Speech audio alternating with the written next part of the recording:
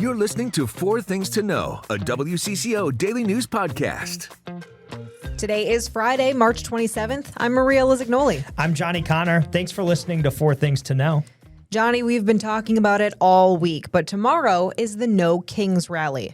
That is your first things to know today. Organizers expect more than 100,000 people to flood St. Paul on Saturday for the No Kings Rally against the Trump administration. It's an all-hands-on-deck situation for law enforcement and public transit. Connor White is following the preparations today. Here's his report from noon outside the state capitol building. Those preparations are underway in the form of barricades, speakers, other equipment, with this protest tomorrow anticipated to potentially break records here in Minnesota. When it comes to public transit, a spokesperson for Metro Transit says that they are bringing as many people as they can on for this weekend shift. That spokesperson says that the maximum number of train cars will be operating on the light rail system. They'll also have extra buses ready to go as crowds may require.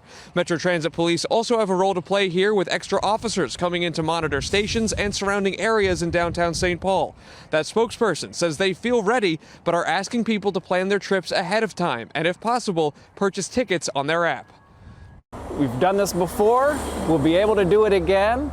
And so there's a lot of planning and preparation. Every event is a little different than the last, but we have a lot of experience in this area and are ready to do what we need to do on Saturday. Now, some of that experience that he's referencing there is something like a Minnesota Vikings game. That's an 80,000 people event. Again, we're talking about possibly in excess of 100,000 here, according to organizers. On the law enforcement side, we're hearing from a spokesperson from St. Paul Police who says that there will be at least around 300 law enforcement personnel from across different agencies here around the Capitol.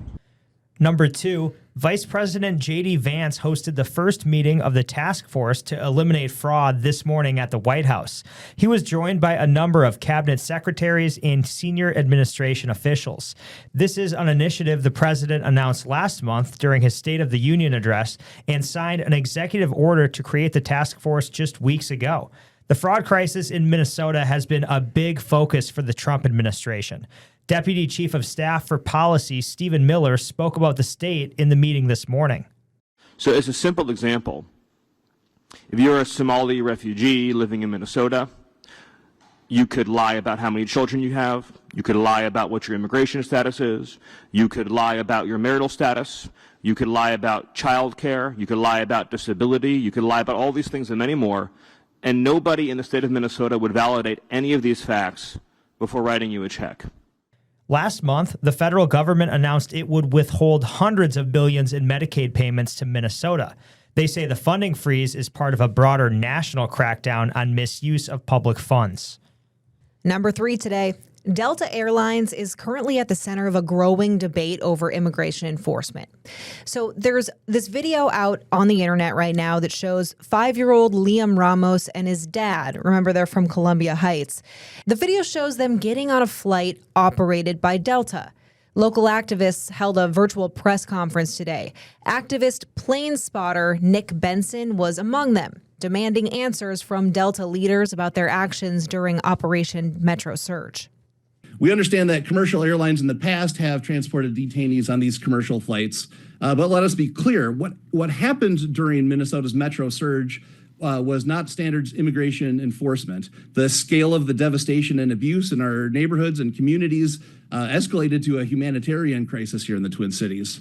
While ICE's deportation flights are usually done on private charter planes, according to monitors, the agency occasionally uses commercial carriers. Now, Delta tells us here at WCCO they do not book flights for the government. And your fourth thing to know today, the Gopher women's basketball team is hoping for sweet victory tonight in the Sweet 16. Oh, yeah. It's the team's first appearance this far in the NCAA tournament in 21 years. It's been since 2005. That's wild to think about. Crazy. They're taking on UCLA. That's a team they lost to in the regular season meeting, but we do know anything is possible. And as guard Tori McKinney says, these Gophers have been really hard at work. We've kind of all realized that we want to keep playing for as long as possible. So yes, although it was like our goal to make it to the Sweet 16, now that we're here, like it's not really something that we have to like reconsider, rethink about it, but we just want to keep playing for as long as possible.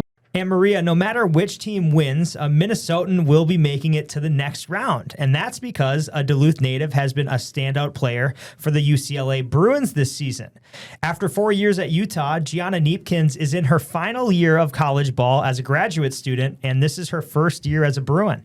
It's really been super special. And I think when I was young, like, this was my dream to play at this level. So since it's actually here and something I'm going through right now, I think I try my best to not take it for granted and not lose sight of the journey I've been through.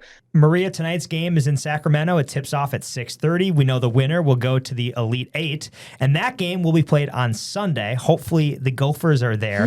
They would face the winner of the Duke-LSU game. And I just checked. The Gophers are pretty big underdogs tonight, 18-point underdogs. But, there's a reason they play the game. There is a reason to win. To win Hopefully. The game, right? Well, and if you just went off who was favored, then they would never even do the tournament. That's true.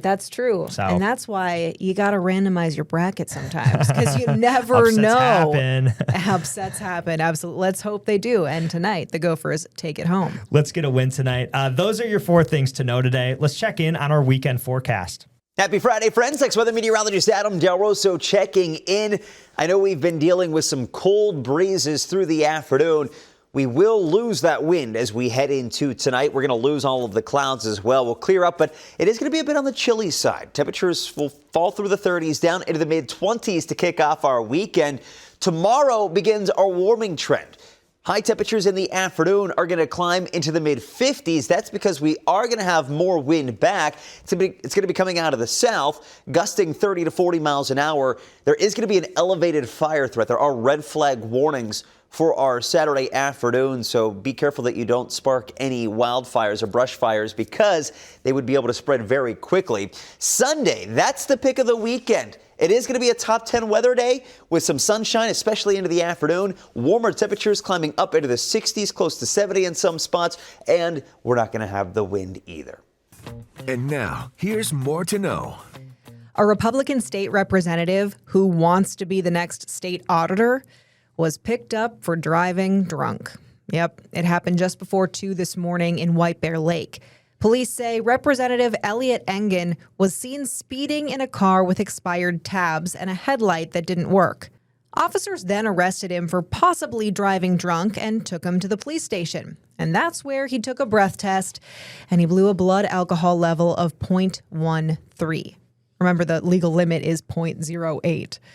The city attorney now has the case for possible charges. In a statement, Minnesota Republican House Speaker Lisa Demuth says she's extremely disappointed. And she went on to say that she'll be working to gather information about the circumstances of his arrest and charges and will address this directly with Representative Engen and consider further consequences as the legal process unfolds. Now to a shooting in Minneapolis that ended with 1 man dead and 2 others injured. It happened near the busy intersection of Franklin and Chicago Avenue around 1 a.m. this morning. Our crews saw a shattered window of a nearby building and evidence markers throughout the scene. Now, we still don't know what led up to the shooting or if police have a suspect or even the status of the 2 other people injured, but we will keep you updated. The city of Minneapolis is moving forward with a multi-million-dollar plan to help small businesses recover from the impacts of Operation Metro Surge. City leaders announced a $7 million small business resiliency fund. It's aimed at supporting businesses that lost what the city estimates was around $81 million in revenue during the federal immigration enforcement earlier this year. The plan includes $4.5 million in direct relief, covering license fees for more than 2,000 businesses and providing grants to cultural markets. Another $2.5 million will go toward marketing and activation, funding events, business consulting, and promotions to help bring customers back to commercial corridors. Mayor Jacob Fry says the goal is to help businesses restabilize, rebuild, and come back stronger. City officials say some funding opportunities will roll out this spring. A federal judge is extending her order to require access to lawyers for Minnesota immigration detainees. This access is required immediately after they're arrested and before they are transferred out of state. U.S. District Judge Nancy Brassel issued the preliminary injunction, which makes quick and private communication with lawyers a requirement. This follows a temporary restraining order we told you about in February, where Brassel said it appeared the federal agency had failed to plan for how to protect constitutional rights of detainees. In her decision, Judge Brassel wrote that, quote, ICE recognizes detainees' right to access counsel in theory and written policy, but not in practice. Instead, it has placed obstacle after obstacle in front of detainees and their attorneys, blocking communication between clients and counsel. Okay, Johnny, here's a bill that's headed to the governor's desk. The Minnesota Senate unanimously passed a bill to repeal Cesar Chavez Day in Minnesota. This is following allegations of sexual abuse against the civil rights leader. Earlier this week, the Minnesota House made the same move. So now that means the bill is heading to Governor Tim Walz's desk. March 31st is Chavez's birthday. Back in 2014, Governor Mark Dayton signed a bill establishing that day as a celebration of the labor rights activist. But now they're going to repeal that as Chavez has some allegations of sexual assault against him. Let's get to sports, Maria. You obviously know the name Heisey, one of the top women's hockey players in the world, as in Taylor Heisey, the Lake City native. We know she won gold at the Olympics and plays for the Frost. But there's another Heisey winning big lately. It's her brother, Nate, her younger brother. Yeah, it's pretty cool. When Iowa State's best player got injured in the first round of the NCAA tournament, Nate Heisey stepped up. Now, he's been making his time on the court count. Listen to this. In the first round of March Madness, he scored 22 points, the most of his 2-year career with the Cyclones. And now Heisey and the Cyclones, they're taking on Tennessee tonight in tonight's Sweet 16 game. That game is at 9 o'clock. What an athletic family. No kidding. I hope they win, too, because as an Iowa State You're an alum. I'm definitely rooting for the Cyclones. It's time to take a breath with your Daily Bright Spot. You wouldn't think that lions would be here in Minnesota, anywhere besides a zoo or something, right? Absolutely not. But there is a big cat sanctuary here in the state. Did you know that? I had no idea. I know, crazy. And this is a crazy story. A young lion cub is now back with his family in Minnesota after being separated for nearly 2 years. The Wildcat Sanctuary in Sandstone, which is just north of Hinckley, so not too far, but, northern outside of the city. It's the state's only accredited big cat rescue. About 1.5 years ago, the sanctuary teamed up with the government to rescue lions that were being illegally trafficked on the pet market, which I didn't know that Very happened. sad. That's yeah. crazy. I didn't know that was a big Why thing. is that happening in Minnesota? I don't know. So many questions. Regardless, Kiros is a 2.5-year-old cub, and they were looking for him. They couldn't find him. Finally, he was located in Canada. Interesting. Right? So Tammy Thies, she's the founder of the Wildcat Sanctuary. She explains why this reunion is so rare. We, in the rescue business, usually don't get to rescue full families, so this is really a once-in-a-lifetime opportunity to bring them back together. Because I'm sure they get shipped all over the world. Terrible. Yeah, the black market. I mean, crazy. I don't get why people want to have wild animals as pets. Especially it's ridiculous. like a lion or a tiger. It really does blow my mind. But, that's why I guess there are places like cat sanctuaries where they can safely go if they can't go back to their homeland, I guess. I mean, that's quite the reunion, too. I wonder how it went, So it actually, good question. It hasn't happened yet. Okay.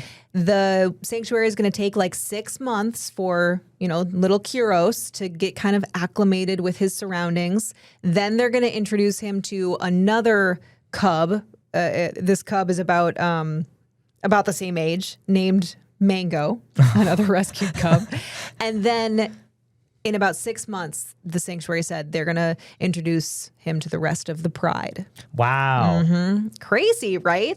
That is super crazy. Okay, I'm so glad they were able to get all the animals, though. I know. I would love to go see something like this in person, but unfortunately, it's not open to the public. Yeah, private, I figured. Yeah. I mean, Not like Tiger go to King. the zoo. Not like Tiger King.